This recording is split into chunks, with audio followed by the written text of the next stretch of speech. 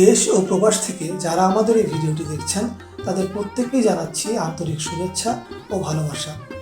আজকে আমাদের গন্তব্য আহসান মঞ্জিল।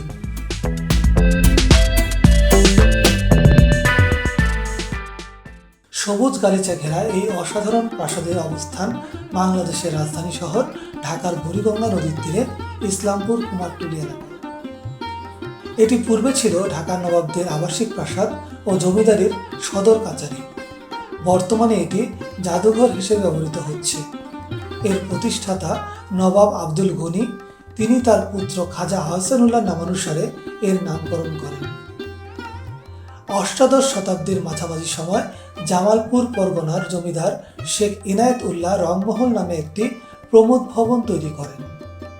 পরবর্তীতে তার পুত্র শেখ মতিউল্লাহ রংমহলটি ফরাসি বণিকদের কাছে বিক্রি করে দেন। বাণিজ্য কুঠি হিসেবে এটি দীর্ঘদিন পরিচিত ছিল। এরপরে 1830 সালে বেগম বাজারে বসবাসকারী নওয়াব আব্দুল গনির পিতা খাজা আলিমুল্লাহ এটি ক্রয় করে বসবাস শুরু করেন। এই বাসভবনকে কেন্দ্র করে Khaja Abdul Gani Martin and company নামক একটি ইউরোপীয় নির্মাণ ও প্রকৌশল প্রতিষ্ঠানকে দিয়ে একটি মাস্টার প্ল্যান তৈরি করান, যার প্রধান ইমারত ছিল আহসান মঞ্জিল। বাংলাদেশের স্বাধীনতার পর অযত্ন ও অপব্যবহারে আহসান মঞ্জিল ধ্বংসপ্রাপ্তির দ্বারপ্রান্তে পৌঁছে যায়।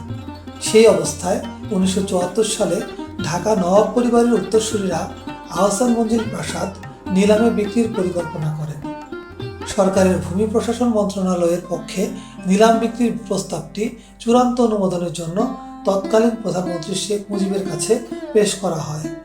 কিন্তু শেখ মুজিব আহসান মঞ্জিলের স্থাপত্য সৌন্দর্য ও ঐতিহাসিক গুরুত্ব উপলব্ধি করে 1974 সালে 2রা নভেম্বর এটি নিলামে বিক্রির প্রস্তাব নাকচ করে দেন। বর্তমানে এটি বাংলাদেশ জাদুঘর কর্তৃক পরিচালিত একটি জাদুঘর।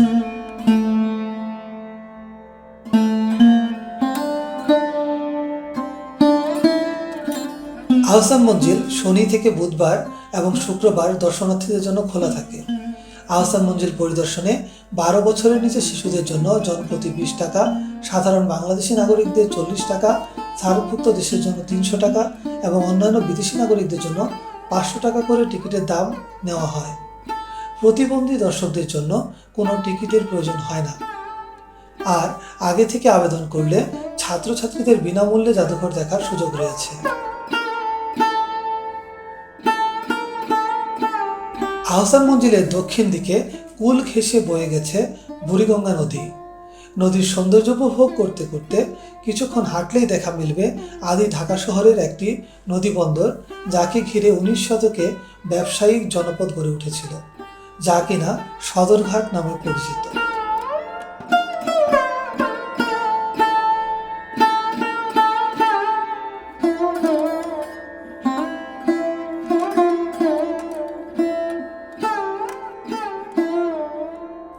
সদরঘাট বলতেই চোখের সামনে ভেসে ওঠে শত শত লঞ্চ ঘাটে বাঁধা, হাজার হাজার যাত্রী লঞ্চে ওঠানামা করতে দেখা। এখানে বিভিন্ন পেশার বিভিন্ন ধরনের মানুষ যাতায়াত করে। কেউ কর্মস্থলে আসছেন, আবার কেউ বাড়ি ফিরে যাচ্ছেন। জীবিকার তাগিদে কত ধরনের জিনিস যেখানে বিক্রি হয় তা আপনি না দেখলে কখনোই বুঝতে পারবেন না। ঘাটে আসলেই বিশাল বিশাল লঞ্চ দাঁড়িয়ে থাকতে দেখবেন। সদরঘাটের খুব কাছেই রয়েছে পুস্তক প্রকাশনার ঘাঁটি বাংলা বাজার, জগন্নাথ বিশ্ববিদ্যালয়, বলদা গার্ডেন, আহসান মঞ্জিল এবং বিভিন্ন নদী পরিবাহিত পণ্য, বিশেষ করে মাছ ও ফলের সুবিশাল সব আড়ত।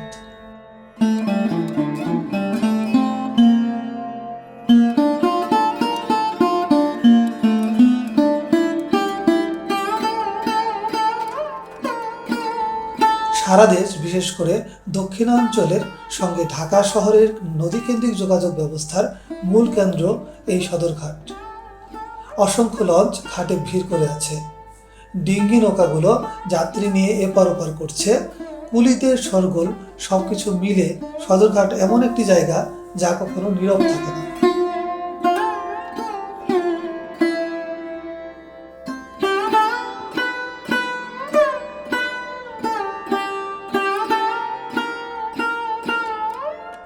বন্ধুরা, আমাদের আজকের ভিডিওটি আপনাদের কেমন লেগেছে অবশ্যই কমেন্টস করে জানাবেন। ভালো লেগে থাকলে লাইক দেবেন আর বন্ধুদের সাথে শেয়ার করতে ভুলবেন না। আমাদের চ্যানেলে নতুন হয়ে থাকলে আমাদের চ্যানেলটি সাবস্ক্রাইব করতেও ভুলবেন না। আজকের মতো বিদায় নিচ্ছে, খুব শীঘ্রই আবার দেখা হবে নতুন কোনো ভিডিওতে। ততক্ষণ পর্যন্ত আশা করব সবাই অনেক ভালো থাকবেন। ধন্যবাদ সবাই।